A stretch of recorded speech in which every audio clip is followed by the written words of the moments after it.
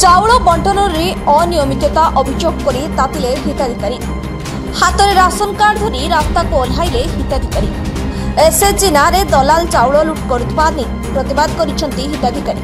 एभली दृश्य देखा मिली नवरंगपुर ब्लॉक बड़कुमुली पंचायत अंतर्गत धारणाबेड़ा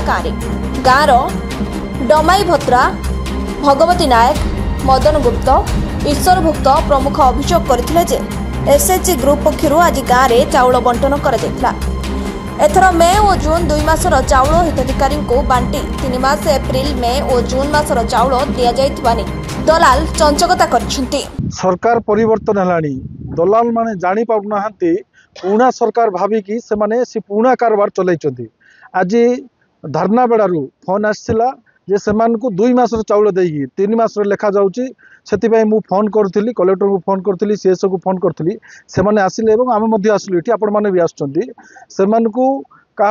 मसे कर क्या 2 मास देते 3 मास लेख देते जनवरी मस दिखाई गहम मांडिया से क्या देते क्या ना से जो गत दिन जो काम करते एमाने भी एबे से काम करी खसी जावाई चाहते खसबे नहीं आज धरा पड़ते निश्चित भाव में से दंड हम। धारणाबेड़ा भुट्रा से चाउल बंटन है चाउल खाता 3टा स्टाम्प बढ़े 3टा देवी बोलिक 2 मासर देती क्या 2 मास क्या 1 मास क्या 45 केजी जगार 30 केजी क्या क्विंटाल 5 जगार 75 केजी एमती दे आस गत 2-3 वर्ष कंप्लेन भी दिखाई हेले भी नहीं कि एक्शन है नहीं तुम जोटा करंतु कि किए करें बोल से कही चाउल तांके न बांटतु आमर गाँव लोक बेस हैरान कर ना कि सानकुमली डाकुची बेले बेले आ मझे गला बेले 2 जन मूर्छा भी होते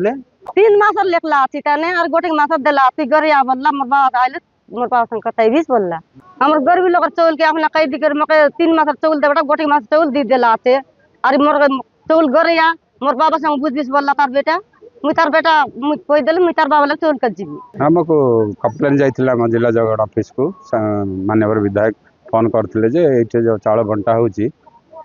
बड़कुमुली पंचायत रे ठीक ठाक दिया होनी जाके इनक्वारी कला सीएस सर पठेले हम आसिक इनक्वारी करूँ देखा जाउची ए मासरे प्रकृत रे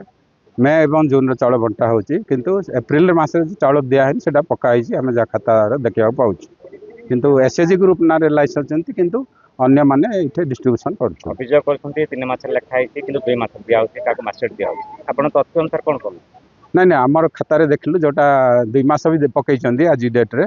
26 तारिख से 2 मास के जन पाई के जन 3 मास पकाई किंतु से 2 मास पाउछन आम डिटेल कार्ड वाइज इनक्वारी करूँ इनक्वारी पर आम तक करें ना दलाल मत जेहेतु एसएचजी ग्रुप ना अच्छी से बांटू ना अन्य गतराइज कर सब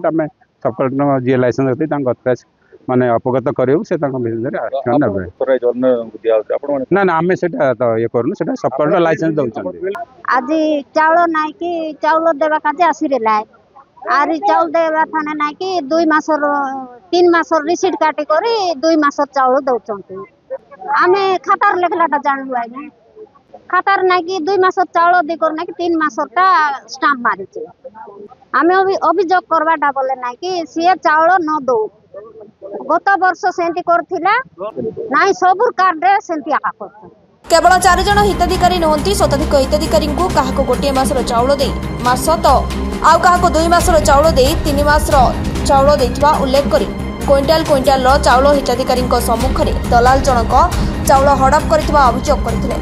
तुरंत एसएचजी और दलाल को चाउल बंटन दायित्व हटाइबा को